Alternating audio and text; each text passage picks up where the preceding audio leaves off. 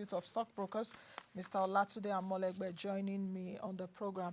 Mr. Amolegbe, thank you and good morning. Thank you for joining us on today's edition of the program. Good morning, Nancy. Thanks for having me.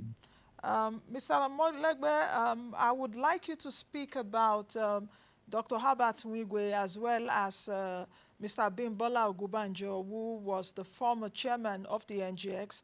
And I know that you are the former president of the CIS, so you saw the transitions. You even saw when Herbert Wigwe came to the market, talking about access holdings and all of that. Speak to me about what you feel, how you feel since you heard that news, I think on Saturday when it broke.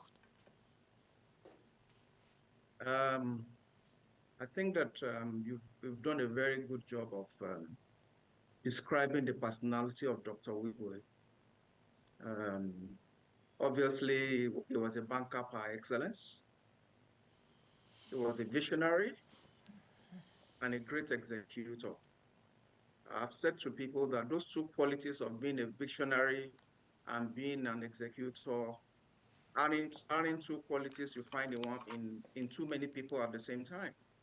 Because it's one thing to be able to dream, it's another issue entirely to be able to execute on your dream.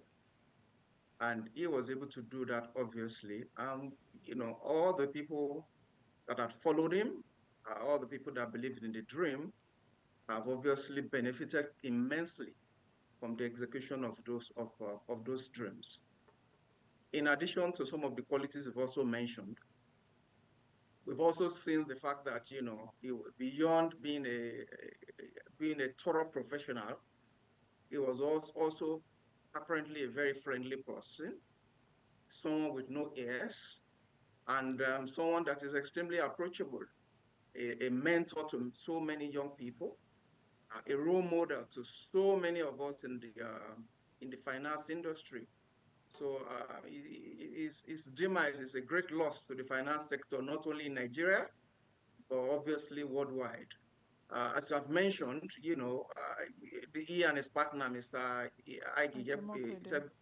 Imokwede, took an ailing bank, that was about going under, and grew it to obviously the largest bank in terms of total assets, as you have mentioned, in Nigeria. And that bank is already on its way to obviously also becoming one of the most profitable. So that's not an easy feat to accomplish at all. And obviously, Dr. Wigwe also has his hands in so many other non-banking activities that impacts people's life positively. So clearly, this is a great loss for the finance sector. Access Bank is probably the only bank and that is quoted in Nigerian Stock Exchange that every 5 years they will come out and show what their strategic plan is.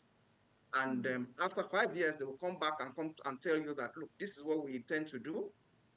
This will be the result of what we plan to do. And then after 5 years, they will come. We told you in 5 years we're going to do this. This is what we have achieved. In the next 5 years, this is where we're going to be. That takes people of courage to be able to do that. And so this clearly is a huge loss for the nation and the world at large. You also spoke about so my condolences, obviously, to the family of Dr. Wigwe, to the capital market at large, and to all that I've had the pleasure of knowing him. We pray that he rests in peace in the bosom of the Lord. You also spoke about Mr. Ogunbanjo, obviously the immediate past group chairman of the NGX. We had direct relationship with him because obviously he spearheaded and saw to the conclusion of the demutualization process that led to the privatization of the NGX. So all of us as market practitioners have had to see direct benefit from his efforts, from his vision, from his ability to take that very, very complicated process from the very beginning to the very end. that will stand as a legacy which will never be forgotten by any capital market operator or indeed any investor in the Nigerian capital market space. It will be greatly missed. He was a jovial and easygoing person. He was someone that most of our operators could easily relate to. Our condolences again goes to his family, both extended and nucleus, and the legal profession, which he was also a prominent member, and the capital market at large, and the Nigerian people. Mm. How is the market taking it this morning? Because I'm trying also to look at Access Core. I'm taking a look at their share price this morning to see how the market is reacting, and I'm seeing about 23 naira 40 kobo for its share price at intra trade is down about 1 naira 135. So speak to me about that. How is the market taking this tragic loss, these tragic losses? Because not just one, these are two giants of the Nigerian capital market that just unfortunately passed in the same circumstance. Well, the reaction of the market is a little bit hard to pin down at the moment, because obviously you know that there has been a bit of a profit-taking trend that has been happening in the last few days. So, whether the market is reacting in any particular way to this news is something that we'll get to determine maybe at the end of trading. But clearly, these are losses that the market will factor into portfolio decision making. But having said that, we all know that Access Bank, for instance, is a bank with very solid corporate governance structure, and those corporate governance structures will ensure that there are no negative blowbacks from this. So I do not see a situation where there's any reaction that is unexpected, from this situation. So the market has the capacity to be able to absorb this news and put it in proper perspective. So I would not expect any investor to take any knee-jerk reaction regarding any company that this gentleman might be involved in directly or indirectly. These are companies that have very good corporate governance structure that should be able to take care of any situation such as we're having to endure at the moment. Mm. On the formal statement that was done over the weekend by Access Holdings, the company said that there would be an announcement definitely in the next few days about who the acting CEO would be. They got a lot of backlash, especially on social media. What do you have to say about that in terms of succession and what the company did right in terms of giving the public that kind of information? Because it's a publicly quoted company. So when people were like, oh, that's not the place to say that, what do you think about that? That they would have said that on a different statement and all of that? We must understand the fact that Access Bank is not only a Nigerian company. I'm sure there are foreign portfolio investors that have Access Bank in their portfolio, and the way they might perceive things might be different from the way we perceive it in Nigeria here. So I think it is appropriate for the organization not to want to leave a gap and try to provide assurance to the markets and to investors that they are on top of issues. Whether in a different manner, maybe the communication should have been done in a different manner. Really, I will leave that decision to the corporate comms team in the bank. But not leaving a communication gap is actually very, very important for such an important institution such as Access Bank. It's a global organization with businesses in several African countries and even beyond, and shareholders in several countries, beyond Nigeria. So it is important that the organization gets in front of the communication and provide the necessary assurance that things are being done in a proper way. So, and I think that maybe that could possibly have advised the reason why the communication came out the way it did.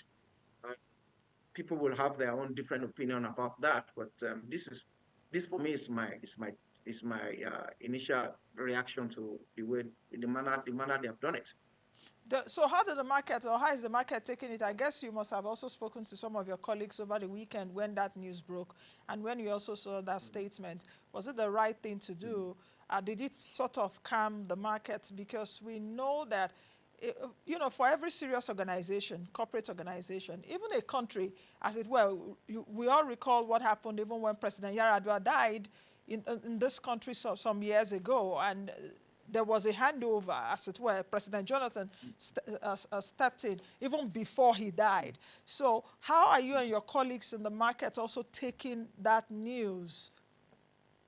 And perhaps who would even succeed, as it were?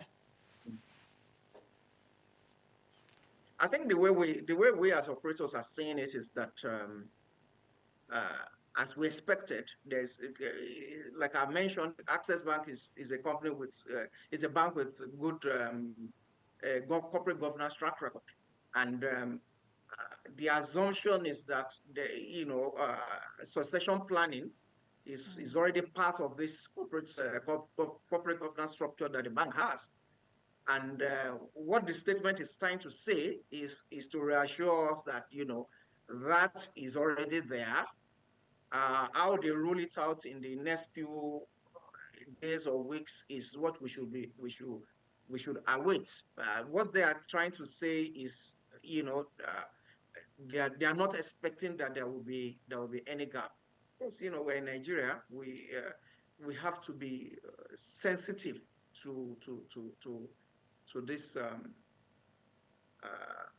this kind of loss. It's great, but and it's difficult to separate the two situations. But I really won't want to talk too much about this. I will expect that ultimately the corporate communications people of the bank will be able to give further clarity as to the way forward. But I mean, from the operators side of things, I think that the news is being taken in the strides, and everybody will take a decision as to what they intend to do. How should the markets remember Herbert Wigwe? How should we remember him? Because a lot of people know him as a consummate banker. A lot of people too, when you speak to them, they say he's a philanthropist. A lot of people also say that he supports other sectors away from banking, though many people know him in banking with his partner Ike Mokwede. How do you want to remember this man? Some sports. In fact, about 2 days ago to the Access Bank Marathon, Lagos Marathon was also being held, So this is one man that has also impacted other sectors. If you know him personally too, when you're speaking with him, you will know that he's quite passionate about anything he wants, he sets his mind to do. Let's not also forget that there's a Wigwe University, which he was really undertaken before he tragically passed. And a lot of people were saying at that time, why should he name a university after him? But now I think we all know better. So what do you think, sir? Mm-hmm. As I mentioned, he was obviously a visionary. He was also someone that was passionate. Really have to say about these two great men who have passed. I was actually asking you earlier, how do you want to remember Wigwe, as well as even Mr. Ogunbanjo? It's such a really tragic loss for us as a country, not just Dr. Herbert Wigwe, his wife and his son, you know, living very devastating. His parents are still alive, and his father, I think, was a former Director General of the Nigerian Television Authority. That's for Dr. Herbert Wigwe. So it's such a tragic loss for the family at this time. Absolute tragic loss for the family, for the nation, and the world at large. Aside from the very large footprints he has left in the finance sector, and obviously he has left an extremely large footprint that can never be forgotten. He's obviously also a very firm believer in the good of people and in the good of the nation, which is the reason why he ensures that even his organization, through the instrumentality of his organization, it continues to make efforts to push the country forward, despite all our shortcomings. And that is why I guess he keeps sponsoring the likes of the marathon. You spoke about the university. I think that a lot of those things are about showing the good in Nigeria, showing the good in our people, and that we can aspire for excellence, just the way he has made an effort to aspire for excellence with Access Bank. All right, that whatever it is that we Nigerians are seeing other countries do, that we can do that and even do it better. And that is why he keeps getting involved in a lot of these things. I had discussions with some of my colleagues regarding the Wigwe University you mentioned, and our conclusion is that his aim with the university is probably to also set a standard. What I would say that possibly the highest standard regarding private tertiary education in the country, a standard that other institutions can follow, because obviously that is the sort of person he is. He always aims for excellence and ensuring that he sets the standards for others. So, and I believe, quite frankly, that is the way he will be. He will be remembered as an individual. And obviously, he will not have been able to do all the things he's done without the support of his family, that is his wife and his children. So we have to also bear that in mind and remember them and continue to pray for the soul of the departed, and the ones also pray for strength for the ones that are left. It's not a personality that can ever be forgotten, either in the capital market of Nigeria or in the country as a whole. Also, obviously, Mr. Ogunbanjo have also left his footprint in the sands of time. For us as operators in the capital market, the journey to demutualization is one that we can never forget, because with that single act, we've been able to move from just being one of the stock exchanges in the world to a demutualized exchange, to an exchange that is quoted on its own platform. And that is not also something we can ever forget. His impact, even prior to being the chairman, was also felt by operators in corporate law, and the fact that he was also a director, a chairman in a quoted company. So I mean, it's and being also an amiable and fantastic personality, he will be greatly missed.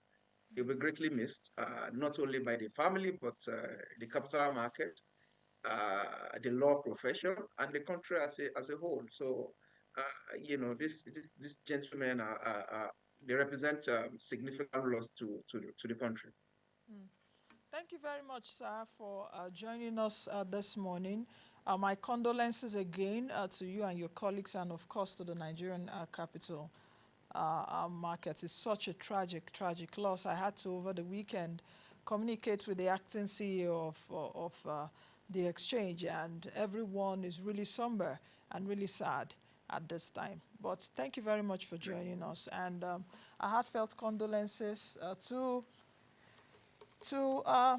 the Wigwe family, the Ogunbanjo family, as well as their loved ones at this time. May the souls of may their souls really rest in peace.